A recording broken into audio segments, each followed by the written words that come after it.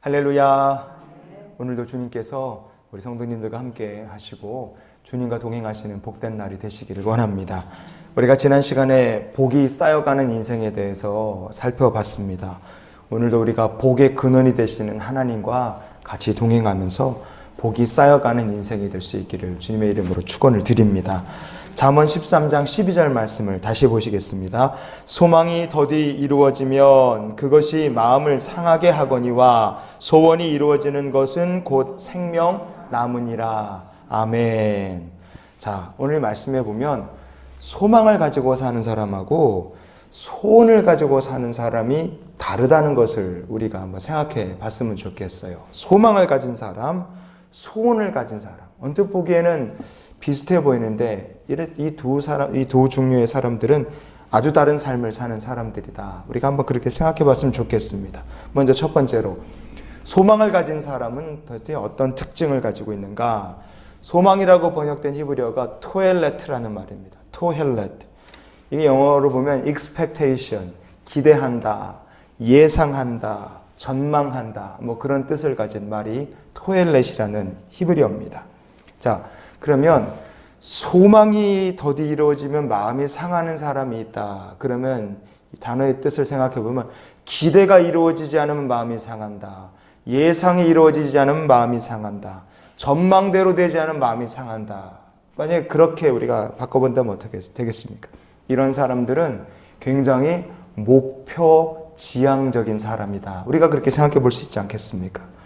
여러분 다 삶의 인생에서 목표를 다 가지고 계실 거예요. 근데 목표가 무엇이냐? 현실적으로 우리가 얼마든지 노력하고 애쓰고 수고하면 이루어낼 수 있는 것을 우리가 목표라고 부릅니다. 노력하면 도달할 수 있어요. 진척이 있느냐 없느냐. 예를 들어서 저축 목표, 학습 목표, 다이어트 목표, 매출 목표, 이렇게 목표가 있어요. 그래서 금방 눈으로 파악하고 얼마나 됐는지, 이루어졌는지, 초과했는지, 미달했는지 그런 거 다 알 수 있게 확인 가능한 것, 그게 목표입니다. 이런 목표가 더디게 이루어진다. 그래서 마음이 상한다. 그러면 그 사람은 목표 지향적이고 굉장히 현실적이고 어찌 보면 굉장히 뭐랄까요? 물질 지향적인 사람이다. 우리가 그렇게 생각해 볼 수 있지 않겠습니까? 그런데 반대로 소원을 가진 사람의 특징이 무엇일까? 소망을 가진 사람의 특징이 현실적이고 물질 지향적이고 목표 지향적이라면 소원을 가진 자의 특징은 무엇일까? 오늘 읽은 본문의 12절의 후반부를 보면 이렇게 되어 있죠. 소원이 이루어지는 것은 곧 생명 나무니라. 아멘. 소원이라는 것은요, 내가 노력하고 애쓰고 수고한다 그래서 이루어질 수 있는 그런 수준이 아닙니다. 이미 저 위에 있어요. 도달하기가 내가 가진 힘과 능력과 재물 가지고는 거의 불가능한 것입니다. 그래서 그게 소원이에요. 안 믿는 사람 중에는 그래서 절이나 무당 찾아가서 뭐합니까? 소원 성취 기도를 하는 사람들이 있어요. 왜? 자기 힘과 노력으로 할 수 있으면 뭐하러 찾아가서 소원 성취 기도를 합니까? 안 되는 거 아니까, 저 위에 있는 거니까, 도달할 수 없는 문제니까 소원 성취 기도를 합니다. 그런데 소원이라는 것이 우리 힘으로 성취할 수 있는 것도 아니고 재물 가지고도 할 수 있는 것도 아니다. 그런데 왜 소원을 가지고 사는 사람은 생명나무와 같다고 성경이 말씀하겠습니까? 그 소원이 이루어진다. 그러면 그게 누가 이루어주시는 거예요? 위에서 이루어주시는 거예요. 하나님께서 이루어주시는 겁니다. 그래서 그 위에서 이루어주실 하나님께 소원을 갖고 두고 사는 사람들입니다. 그래서 소망이 더디 이루어지는 사람하고 다르게 소원을 가진 사람은요, 뜻을 어디에 둡니까? 하나님께 소망을 두고 살아요. 이 사람의 소망은 눈에 보이는 것이 아니라 하늘에 계신 하나님께 소망을 두고 삽니다. 그리고 상황에 상관없이 하나님께 소망을 두고 삽니다. 상황에 상관이 없어요. 마음속에 늘 하나님이 주신 그 소원을 간직하고 삽니다. 항상 그거를 생각해요. 항상 그것을 꿈꾸고 항상 그것을 위해 기도합니다. 우리가 이런 사람을 또 다른 말로 뭐라고 부릅니까? 꿈을 가진 자다. 이렇게 얘기해요. 꿈을 가진 자. 하나님께서 주신 꿈을 가진 사람이에요. 여러분, 그래서 소원을 가지고 사는 사람은 하나님께서 주신 꿈을 가지고 사는 사람이고 하나님께서 주신 말씀을 가지고 사는 사람인 줄 믿습니다. 소원을 간직하며 사는 자, 결국 그 사람들은 어떻게 되겠어요? 하나님께 주신 말씀을 가지고 꿈을 가지고 사는 그 사람들을 통해서 이 땅에 하나님께서 어떤 분이신지가 나중에 온전하게 드러나고 하나님께서 영광을 받으시게 될 줄 믿습니다. 그래서 하나님께서 큰 역사에 하나님께 소원을 둔 사람들을 통해서 하나님께서 지금도 일하고 계시는 줄 믿어요. 출애굽기 17장에 보면 11절 말씀에 모세가 손을 들면 이스라엘이 이기고 손을 내리면 아말렉이 이기더니 그랬어요.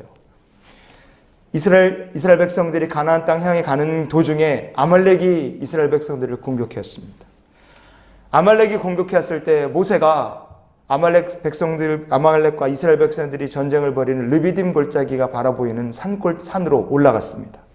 거기 올라가서 모세가 기도를 하는데 모세더러 누가 당신 저기 산에 올라가서 기도 좀 해라. 이거 큰일 났다. 이래야 이게 이겨야지 어떻게 하겠냐. 누가 그렇게 말한 적이 없어요. 하나님께서 모세더러 야 모세야 너 올라가서 기도해라.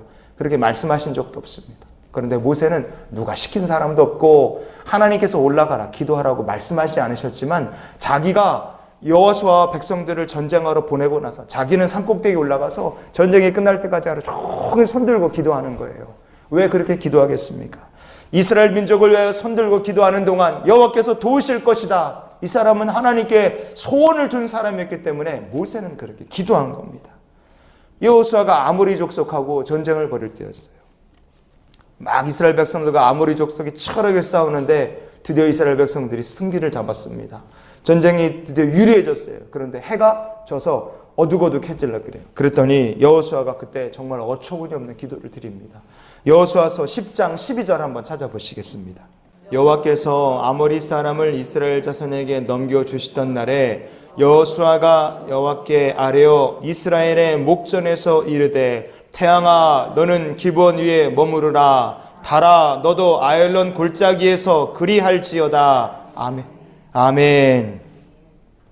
이거 여호수아가 장막에서 혼자 떠든 얘기가 아닙니다. 전쟁하는 와중에 이스라엘 백성 전쟁터 나온 그 모든 사람들 앞에서 여호수아가 태양아 달아 거기 있으라는 거예요. 여러분 이게 눈에 보이는 전쟁의 승리를 목표로 하는 사람이 할 수 있는 기도가 아닙니다. 이 전쟁은 여호와의 영광, 하나님의 뜻을 이루는 전쟁이기 때문에 하나님께 소원을 둔 사람이기 때문에 여호수아 이런 기도를 할 수 있었던 거예요. 자기 집에서 안방에서 아무도 안 볼 때 기도하는 것과 달라요. 목표를 위해 사는 사람이 아니라 하나님께 주신 꿈, 하나님께 주신 말씀, 언약을 붙들고 사는 사람이기 때문에 이런 기도가 나오는 겁니다. 우리가 오늘 이런 기도하는 사람이 됐으면 좋겠습니다. 소원을 내 마음속에 품게 해주시옵소서. 우리가 오늘 이런 기도를 오늘 아침만이라도 좀 했으면 좋겠습니다. 하나님의 꿈을 저에게 주시옵소서. 이런 소원. 하나님, 저의 삶을 통해서 하나님께서 영광 받으시는 삶이 되기 원합니다. 우리 가정을 통해, 우리 아이들을 통해 하나님께서 영광 받으시길 원합니다. 여러분, 이거는 소원이에요. 이거는 목표가 아닙니다. 소망이 아니에요. 이런 소원을 가지고 하나님께서 기꺼이 나 주를 위해 살리라. 내 일생 주께 드리리. 이런 소원을 주님께 한번 고백하고 하나님께서 우리의 삶에 역사하시고 영광 받으시는 삶이 되기를 원합니다. 이런 간절한 소원을 가지고 주님께 나가는 우리 모두가 될 수 있기를 주님의 이름으로 축원을 드립니다.